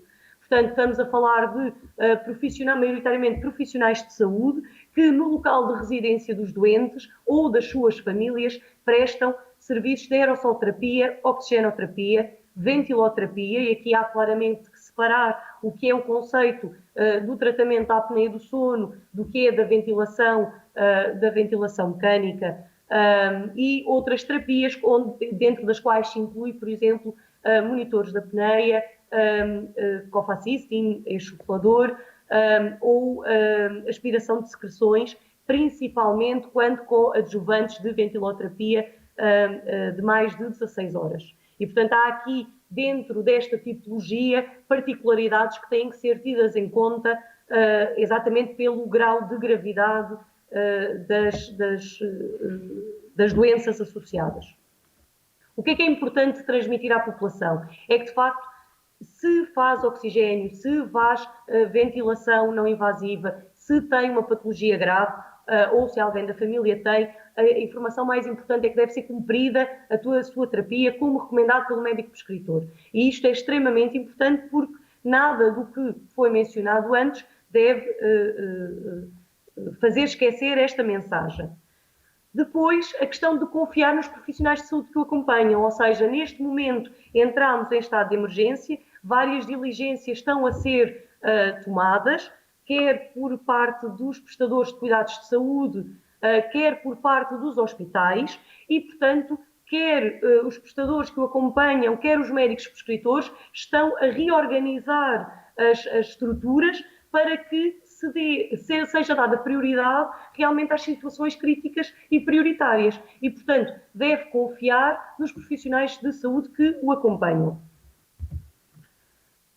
É muito importante rever as recomendações de limpeza associadas à sua terapia, ou seja, quando foi feita a instalação, o início da sua terapia, quer seja de oxigênio, quer seja de ventilação, foi-lhe entregue um manual que diz claramente como é que deve ser feita a lavagem da máscara, que cuidados deve ter e, portanto, tudo isto deve ser revisto exatamente com a leitura atenta do manual. E digo isto porque nos têm chegado algumas preocupações relativamente a este tema e não se deve implementar limpeza com outros produtos que não sejam aqueles que foram falados, nomeadamente tão simples como água quente e detergente, detergente a louça, muitas das vezes, porque utilizar outros materiais que podem danificar a máscara podem fazer com que a terapia não seja eficaz.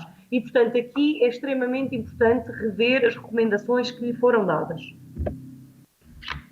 Todas as medidas estão a ser tomadas para se manter a continuidade dos serviços, como fornecimento de oxigênio, assistência em caso de avarias dos equipamentos ou necessidades de consumíveis, ou seja, máscaras, circuitos, em caso de avarias. Ou seja, o estado de emergência vai pressupor restrições à circulação. No entanto, os prestadores de cuidados respiratórios domiciliários já estão em contacto com a Proteção Civil para que, tal como aconteceu, por exemplo, no verão, com a questão da greve dos combustíveis, sejam considerados entidades prioritárias e, assim, poderem manter a continuidade dos serviços. Portanto, há sempre a preocupação, nomeadamente das pessoas que estão a oxigênio, se vai ser colocada em causa a continuidade da sua terapia, e é importante ser transmitida alguma tranquilidade neste sentido.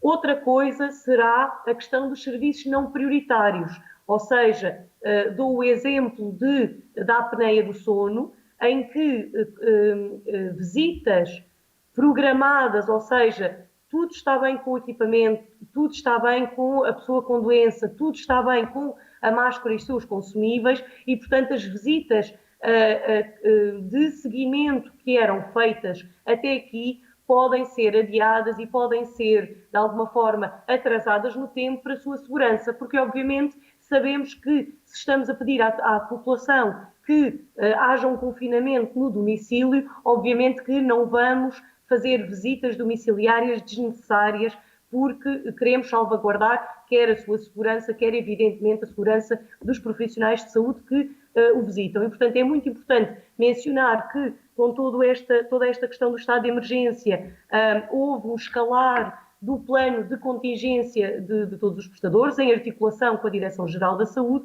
e, portanto, serviços que não são considerados prioritários podem ser adiados. Portanto, aqui a população o que deve ter em conta é que pode haver este atraso, esta menor frequência de visita domiciliária, mas não é por aí que vai estar em causa a sua continuidade de serviço. Adicionalmente, vai ser avaliado com o médico prescritor, mesmo em situações de patologias mais severas, algumas situações particulares. No entanto, de forma geral, ventilação com mais de 16 horas, terapias adjuvantes à ventilação, portanto, todos os serviços associados a este tipo de terapias vão ser mantidos na totalidade, caso salvo se outra coisa for acordada com o seu médico prescritor, e, como menciono, tudo que seja reposições de oxigênio, assistências em avarias ou necessidade de adicionar consumíveis para, portanto, máscaras, circuitos, aquele material que solicita para que continue a fazer a terapia, vão ser, obviamente, sempre salvaguardados. Como já mencionei, há planos de contingência. Recordemos que a própria Direção-Geral da Saúde fez recomendações muito concretas para que todas as empresas, todos os prestadores de cuidados de saúde tenham os seus próprios planos de contingência adequados, evidentemente, à realidade na qual se incluem. E, portanto, obviamente, um plano de contingência a nível hospitalar não é semelhante a um plano de contingência a nível domiciliário, mas há planos de contingência que têm salvaguardados, por exemplo, a questão dos equipamentos de proteção individual a cada nível de risco. Portanto, pode acontecer que, em alguma situação, tenha que ser feito portanto, a adaptação, a uma nova terapia em que os profissionais de saúde possam ter que estar com todos estes meios de proteção individual, e isso não tem que, evidentemente, o assustar, é para a proteção de todos. Por fim, se estiver infectado ou for uma pessoa que está neste momento de quarentena por suspeita de Covid-19, é muito importante que o SNS 24 seja avisado também da sua patologia e das terapias que faz. E este ponto é extremamente importante por tudo aquilo que o professor Vinho teve a mencionar, ou seja, nós sabemos que o facto de se estar a utilizar um BiPAP, um CPAP ou alto fluxo, e recordemos que, embora não esteja incluído no concurso nacional, há neste momento pessoas a fazer alto fluxo no domicílio e, portanto, sabemos que isto pode levar à aerosolização e que isso pode aumentar realmente a transmissão deste vírus a outras pessoas que convivem com o doente. Hoje mesmo foram publicadas recomendações para o uso de ventilação mecânica não invasiva, sistemas de CPAP e alto fluxo, por 3 médicos de Espanha, em que reforçam exatamente essa questão de haver risco associado a estas terapias. Sei também que a Sociedade Portuguesa de Pneumologia está a trabalhar em elaborar também recomendações específicas para os médicos e para os profissionais que trabalham com estas áreas. No entanto, o sabermos que há um risco associado exatamente a esta questão dos aerossóis não deve mudar para o doente tudo aquilo que foi mencionado. Ou seja, pode acontecer que os profissionais de saúde que o acompanham tenham que tomar medidas a nível de equipamentos de proteção individual específicos. Pode acontecer que o seu médico prescritor entre em contacto para fazer alguma alteração. No entanto, aquilo que é muito importante é que, se houver infecção, avise o SNS 24, quer da patologia, quer das terapias que faz. Porquê? Porque, no fundo, a informação ou a decisão é sempre tida tendo em conta um risco-benefício e, portanto, todas as decisões serão feitas a pensar na sua situação particular e, portanto, é extremamente importante que mantenha a terapia até que lhe seja dada a indicação em contrário, porque para a sua situação o risco-benefício assim o poderá implementar, como noutras situações poderá ter o aviso em como, estando infectado ou sendo suspeito, não há um risco acrescido de existir esta suspensão. E, portanto, esta é a mensagem principal que gostaria de transmitir. Por fim, recordar a importância de ninguém se deslocar a qualquer serviço de saúde sem que antes ligue para a linha 24. Dizer também que os prestadores de cuidados de serviço de cuidados respiratórios domiciliários implementaram já, em articulação com a Direção-Geral da Saúde, um questionário epidemiológico, no fundo, em que fazem algumas perguntas para minimizar exatamente o risco e para avaliarem devidamente o risco da intervenção que vão fazer e, portanto, perante qualquer sintoma, não permitir visitas, não deslocar-se ao centro de saúde, nem a nenhum hospital, ligar para o número disponível da SNS 24.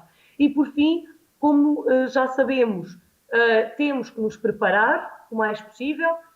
Neste momento é muito importante detectar o maior número de casos possíveis. É conhecido que em uma reduzida percentagem de pneumonias é identificado o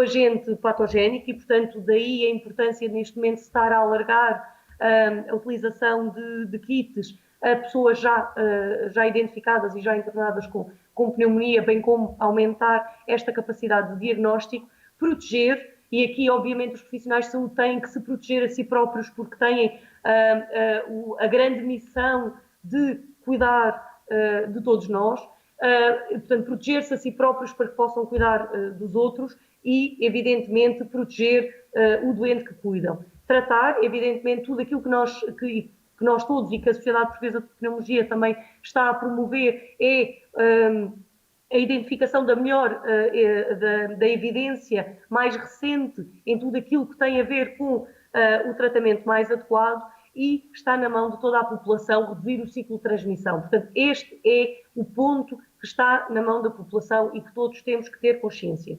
Inovar, como muito mencionou o professor Vinco, porque de facto a situação é de caráter excepcional e obriga a que inovemos. Uma coisa será as boas práticas que as devemos conhecer e cada vez mais implementar. Outra coisa vai ser o plano B e as implementações possíveis que poderemos implementar a cada momento face à realidade que vamos tendo. E, sem dúvida, aprender de tudo isto. Portanto, aprender com as situações passadas, aprender com a realidade de outros países, sabendo que, claramente, isto já aprendemos com a Itália, que a realidade chinesa não é igual à realidade europeia, exatamente pelo envelhecimento da população, e aprender o mais possível uns com os outros, e daí a importância de todas estas redes de colaboração e desta comunicação ser eficaz. Muito obrigado pelas excelentes apresentações. Foram aqui dadas muitas informações que me parecem muito úteis.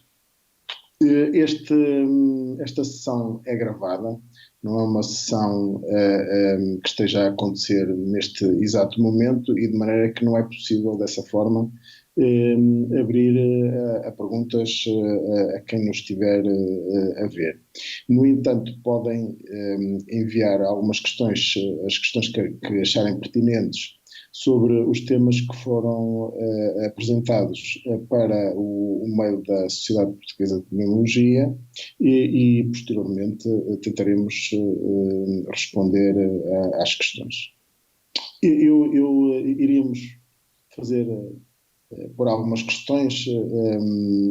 Eu tinha uma pergunta para cada um.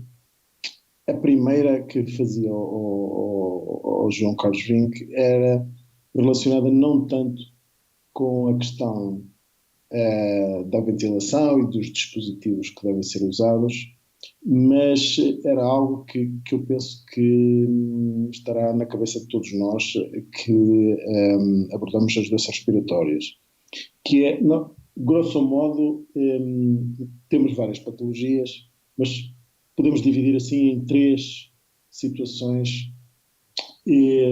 Tu focaste aí a questão da DPOC, no entanto não aparece nenhuma dos outros grupos de doenças respiratórias crónicas, que eu dividiria em 3 situações: as obstrutivas, principalmente a DPOC, as restritivas, nomeadamente aquelas relacionadas com as pneumonias intersticiais, nomeadamente quando a fibrose está presente, e também as oncológicas, que habitualmente não são tanto num quadro agudo, porque habitualmente não são consideradas para situações de ventilação, pelo menos na maior parte dos casos, mas relativamente ao risco de que tu falaste no início da apresentação, nós temos alguns dados que algum deste grupo de patologias efetivamente tenha condicionado o maior risco ou uma pior progressão da doença,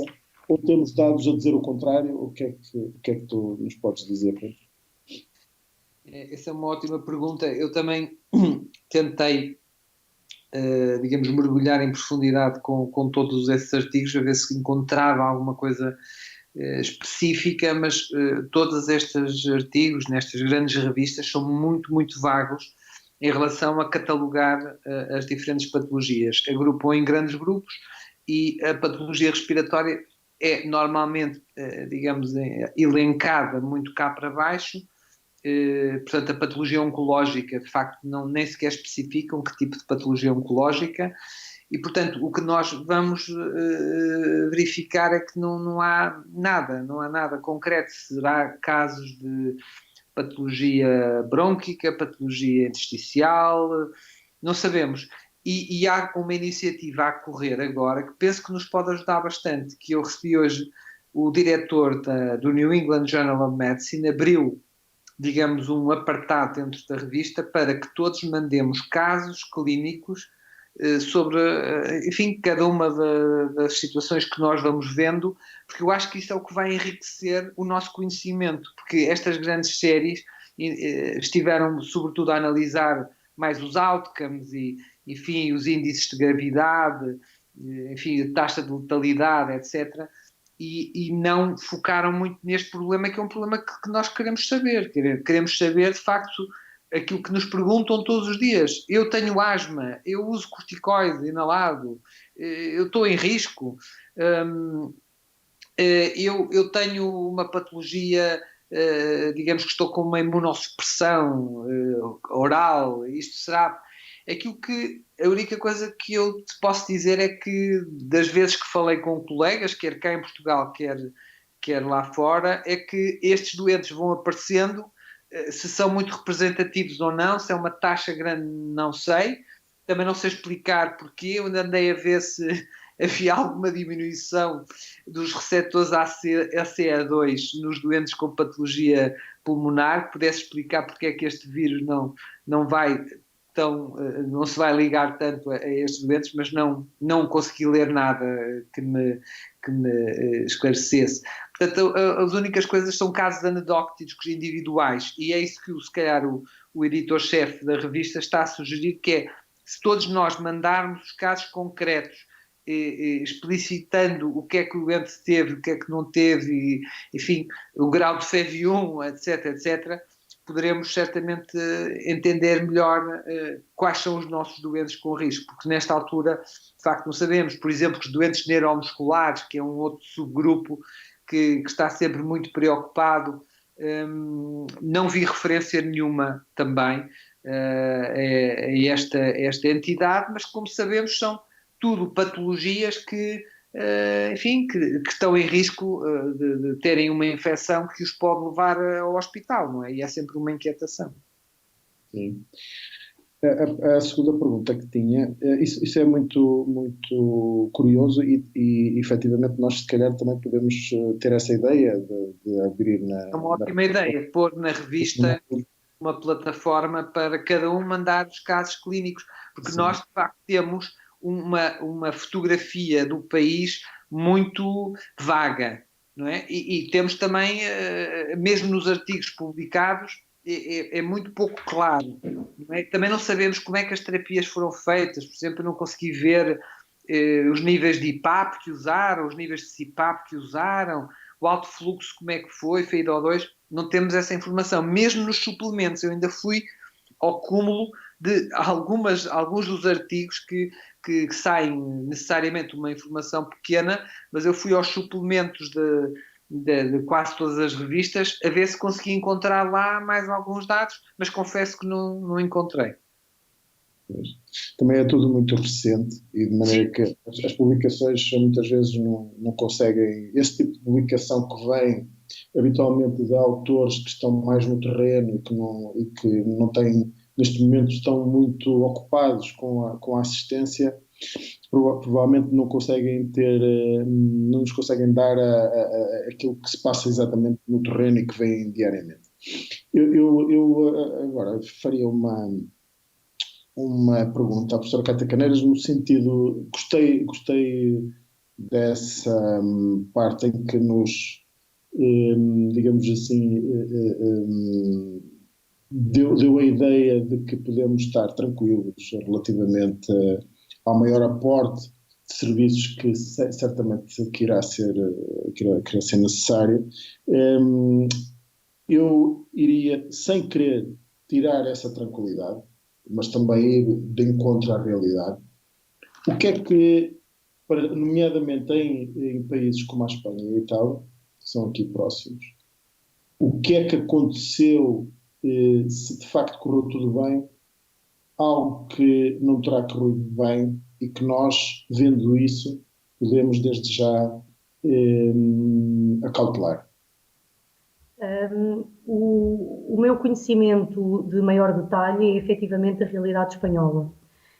E, portanto, aquilo que posso partilhar é que nós fomos bastante proativos em todas as medidas que fomos tomando. Ou seja, recordo, por exemplo, que nós fechámos as escolas, salvo erro, com 78 casos identificados, sendo que Espanha fechou as escolas e universidades, portanto, toda a amplitude escolar, na mesma semana que nós, quando nesse mesmo domingo tinham 800 casos e 2 dias depois já tinham cerca de 1.700 casos. Portanto, isto é a experiência que tenho vindo a notar. Tal como nós declaramos estado de emergência com muito menos casos do que Espanha decretou. Portanto, a mim parece-me que Espanha, de alguma forma, minimizou durante algum tempo o possível impacto da situação e nós fomos mais prudentes.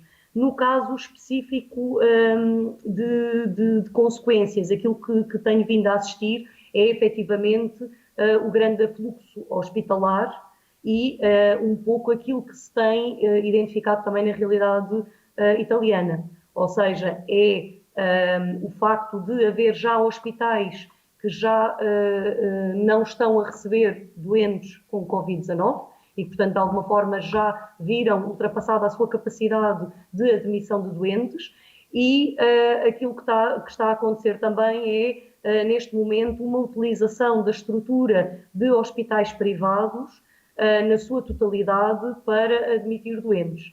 Obviamente que isso terá consequências a nível da prestação de cuidados de saúde, porque, no fundo, tudo isto que nós sabemos de encerrar blocos operatórios para dar espaço a camas de cuidados intensivos ou de alocar todos os recursos a esta patologia, faz com que situações de maior urgência, quer seja em acidentes, quer seja noutro tipo de patologias, não sejam devidamente... a resposta não seja a mesma de há alguns meses atrás. A Espanha está também a enfrentar uma particular dificuldade a nível de lares e residências de idosos, com surtos localizados com grandes consequências. E, portanto, essa situação, pronto, nada tem a ver especificamente com o que estamos a falar, da questão do oxigênio ou da questão da ventilação, mas tem exatamente a ver com o facto de pessoas de maior idade serem efetivamente as mais suscetíveis de contrair esta infecção e da importância destas medidas de isolamento, em especial neste tipo de unidades, na qual há um grande número de pessoas de risco. E, portanto, eu diria que, por um lado, Espanha tomou medidas, a meu ver, mais tarde do que seria desejável.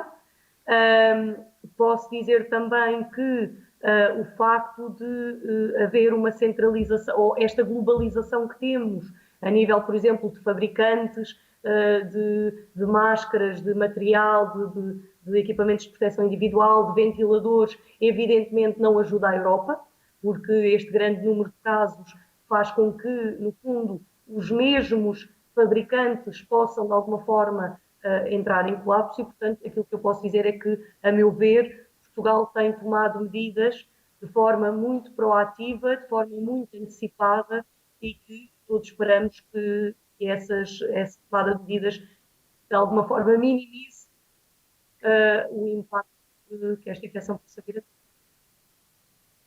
Muito bem. E temos ideia naquilo que estudaram, temos ideia porque é que a mortalidade está a ser tão diferente, por exemplo, em Itália? As populações são diferentes, a população italiana é diferente. A explicação é que a população é diferente.